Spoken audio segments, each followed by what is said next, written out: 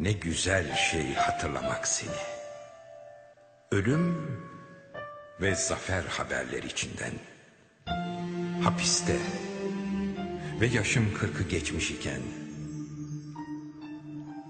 Ne güzel şey hatırlamak seni.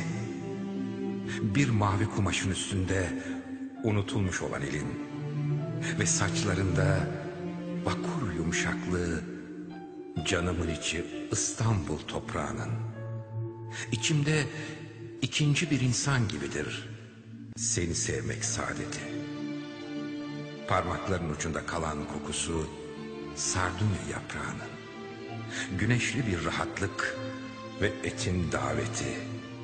Kıpkızıl çizgilerle bölünmüş sıcak, koyu bir karanlık. Ne güzel şey hatırlamak seni. Yazmak sana dair. Hapiste sırt üstü yatıp seni düşünmek. Filanca gün falanca yerde söylediğin söz kendisi değil, edasındaki dünya. Ne güzel şey hatırlamak seni. Sana tahtadan bir şeyler oymalıyım yine. Bir çekmece, bir yüzük ve 3 metre kadar ince ipekli dokumalıyım. Ve hemen fırlayarak yerimden, penceremde demirlere yapışarak hürriyetin süt beyaz maviliğine sana yazdıklarımı bağıra bağıra okumalıyım.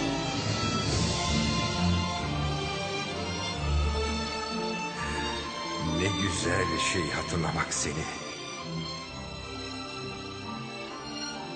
Ölüm ve zafer haberleri içinden.